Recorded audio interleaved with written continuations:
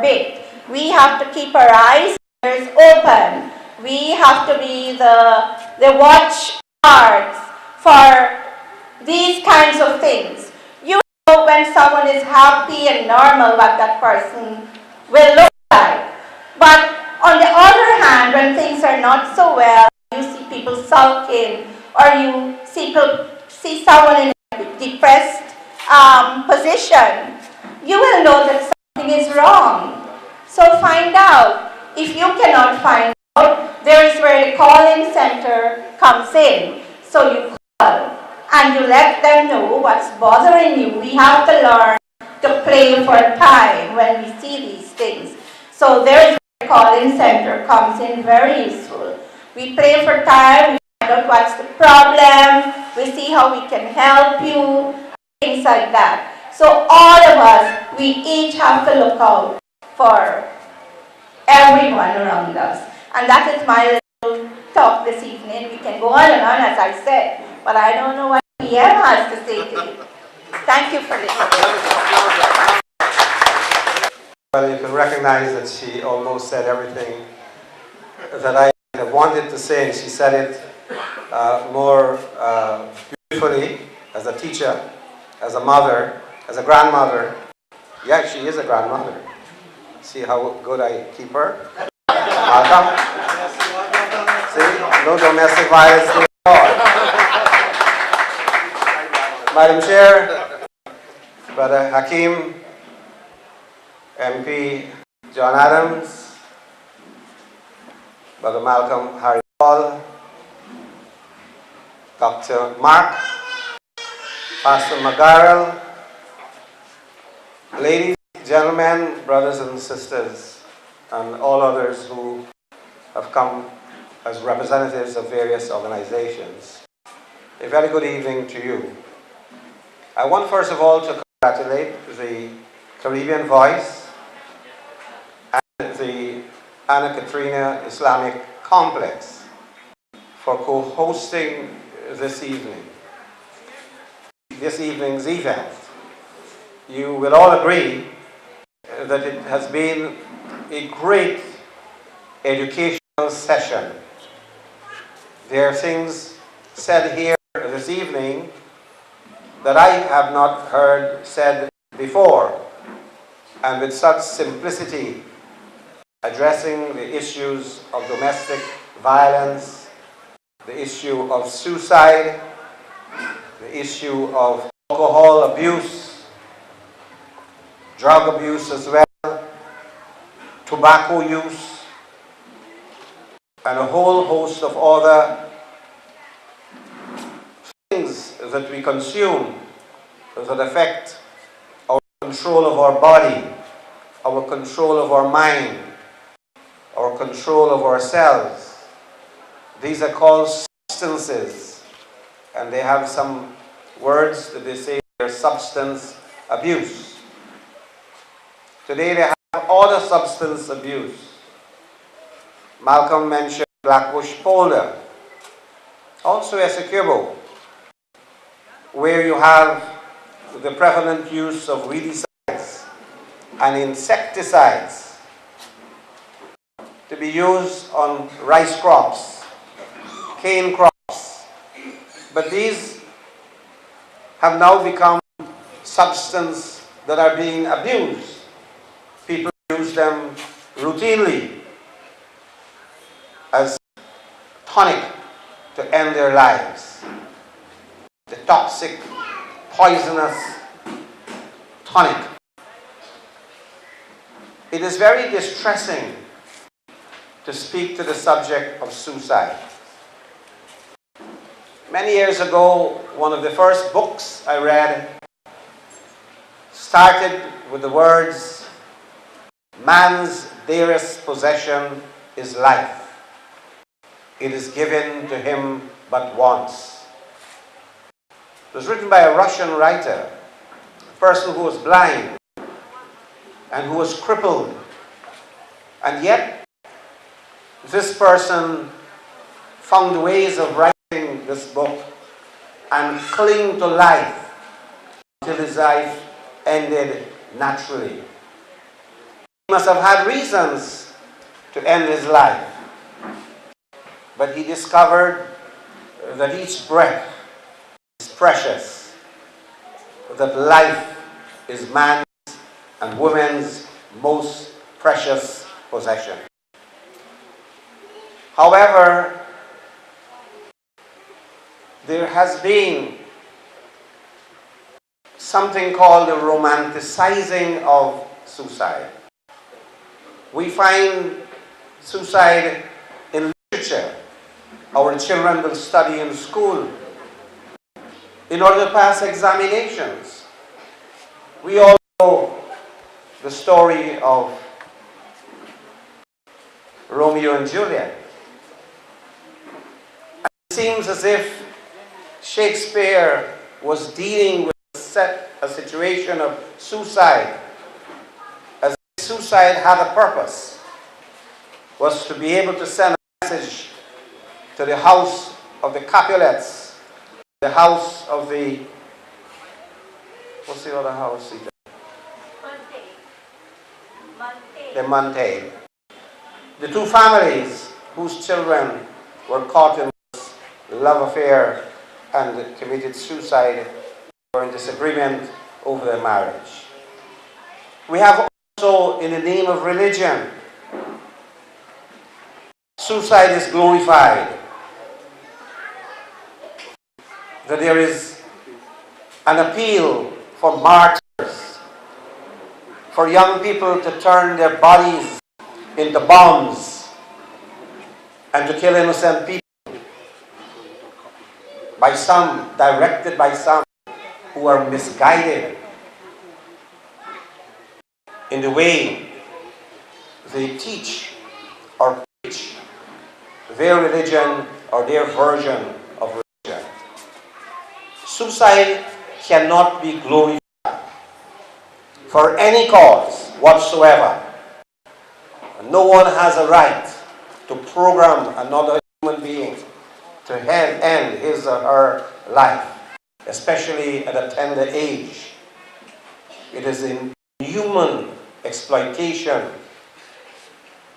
of another person's will, another person's mind, to program someone to become a machine of death. Instead of being an angel of virtue, an angel of love, an angel of affection, they are converted into angels of death. That is wrong. So I appeal to those who misguidedly feel that you could be born again if you commit suicide. You could inherit a different world by an act of suicide. That practice cannot be acceptable. There are some who mistakenly also say, if you die, if you commit suicide, you will be born again. Life doesn't have second crop. It does not. In a spiritual sense, yes, I am not qualified to speak about what the Hindus refer to as dharma. The goodness you do will live after you. You will reap your goodness. I am not qualified to speak about the spiritual aspect of inheritance of another kingdom. But I am qualified, I believe, to say that nothing should be justifiable that tells another being that you could commit suicide and you will be born again into someone who is better. So that we have to look critically at the body of learning around us and to examine these things and to see how these can have an influence that is harmful to the life of a child, harmful to the life of a person. And we must do so critically, because as Dr. Marx said, there is no one cause for suicide. Suicide sometimes, for the most of the most pathetic reasons. I have had suicide in my family. One committed suicide by jumping on a box, a barrel that came from New York, to tease his girlfriend, put a rope around his neck or a piece of cloth around his neck, and was faking that he loved her so much. I could kill myself for you, girl. And the cover of the box caved in, and he was left hanging. And the girl went home, and she threw a rope over the rafter of the house, and she hung herself.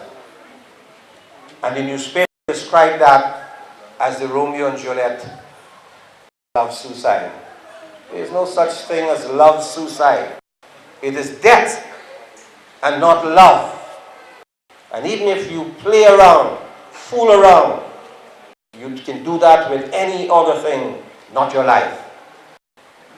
So that, as the doctor said, there's no one cause. You could say depression causes suicide. You could say alcohol causes suicide. You could say violence causes suicide. So there are many reasons and causes. And I agree with all the speakers here this evening. All of the speakers have emphasized the need to communicate, the need to speak to each other, to identify members of your families who are depressed, who have a problem. Try to solve the problem. Do not duck it. Yesterday I showed my wife a video from my cell phone where a wife was speaking to her husband. She was reading, perhaps many of you read that story, saw that video well. Her teacher, the teacher at school, showed her some essays of children in school, and she was reading these essays. The topic was, if I had a wish, what would you like to be reborn as? And so when she stumbled on a particular essay, she started to cry. Her husband was on the phone, and he was paying attention to what she was saying, but he was startled when she started to cry and said, well, why are you crying for? Well, I'm reading this essay on the subject, if I had a wish, what would that be? And the child has written that I'd like to be reborn as a smartphone. And so the husband said, well, why should that make you cry?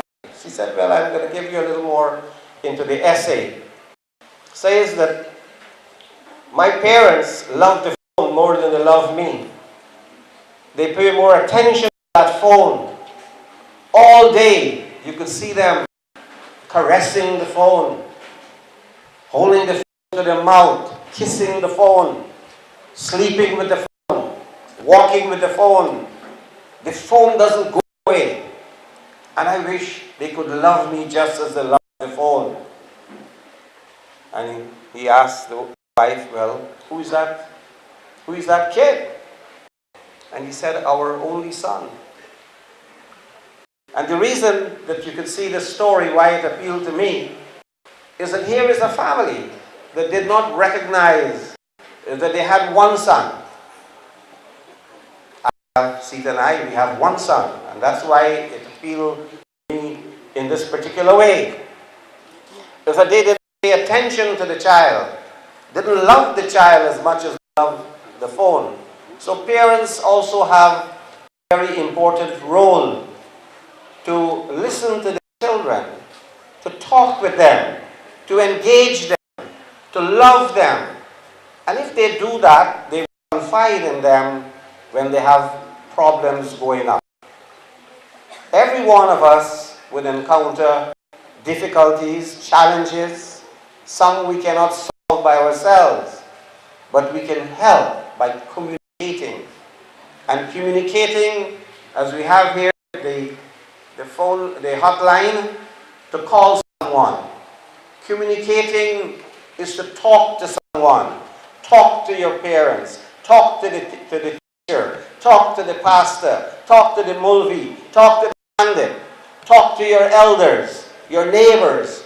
If we begin to communicate, I believe we will be able to reduce the incidence of suicide in Guyana. And it is unacceptable that we have such a high level of suicide in a small country where we already entered into the history books of shame. Guyana was described as a land of mass suicide and murder.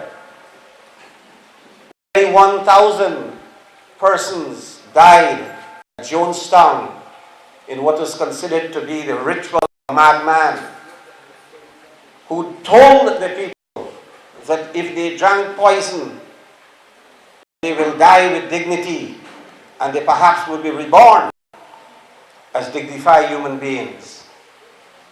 And he used drugs to control their minds, and he was able to enter history in what has now become the mass murder suicide that is known as Jonestown. They call it the crime of the 20th century. No other country had had a mass suicide, and also part of that was murder. Some who didn't drink the cyanide that was mixed with Kool-Aid, they were shot and killed. So that we do not need to go back into history that this country is the suicide capital of the world. And so I want to appeal to all those out there, to you, to all those who may read or see this message, would hear your contributions from the various speakers here this evening, would have heard the song from young Bill Rogers. I know he's here to hear from me, but I think that he used to sing to the Minister of Social Protection. Yeah, the Minister of Health. You need to sing, do a lot of singing the song. I will certainly help him have this made into a video. And I hope you're able to convince the others to join as well. So I did believe that all who would have seen the various messages here in form of poem, in form of songs, even in the prayers, that they will have second thought, that life has to be lived and life has to be enjoyed, every day of it, every hour of it, every minute of it, every second of it, because you have only one life, and that one life must be treated as a treasure. So I want again to congratulate the organization this evening that has organized this event, and I wish that this event can be taken to every single community in Guyana, particularly those communities where the suicide rate is high. We speak to the minds and speak to the heart of our troubled relatives, our troubled friends, our troubled classmates, troubled neighbors, and let them know that life has a meaning and life has to be lived, not ended. Thank you very much. The Prime Minister. I now ask Brother Hakim to do the vote of thanks. Convinced that this is the best part of the program. That's why I like to anchor myself here to do the vote of thanks, because I'm sure that I'm being seen as a very nice person, because I'm going to wrap up this program here this evening. The Honorable Prime Minister and Mrs. Sita Nagamutu, tonight we want to, on behalf of the Catherina Islamic Complex, formally welcome you here at the complex as, for the first time, as a member of this complex. So we'd like to formally welcome you here, and it's really an honor to have you in our midst again. And I do agree with Mrs. Nagamutu did a wonderful job as in her presentation. And to her I say that this complex, as you would have noticed over the past times you've been here and even tonight, is open to everyone, to every religion, every culture, every person. And I want to take the opportunity to offer her in any of her programs or activities or help that she needs to promote the things that she spoke about. We stand ready with you, and we're willing to offer our resources, our facilities to you anytime.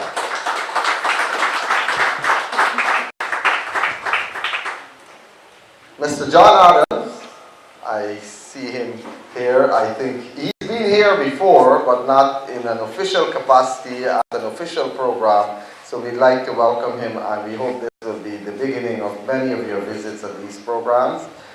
Mr. Malcolm Haripal, he left because he had another engagement. We'd like to thank him for his presentation. Pastor Ronald Magarel, Pandit Diodatila, and the Pandit Shanta.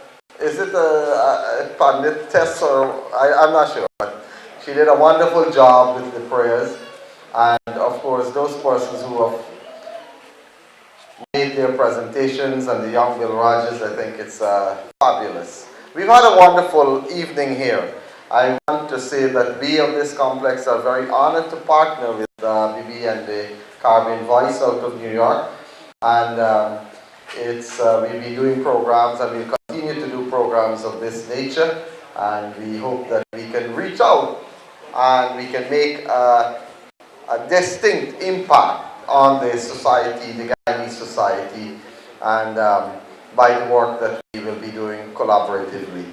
So we want to thank you for being here this evening, and I know that it's a working day and you've been at work, and I know that you're coming from work and you're also very hungry.